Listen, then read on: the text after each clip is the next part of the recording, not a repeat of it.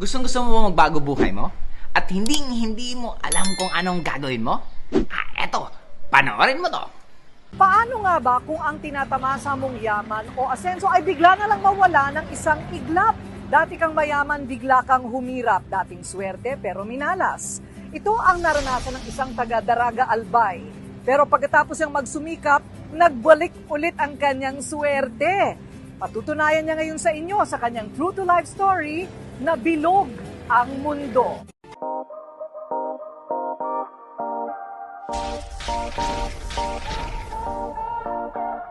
Si Joseph Lim, ang 38-year-old multi-millionaire at millionaire maker ng Albay.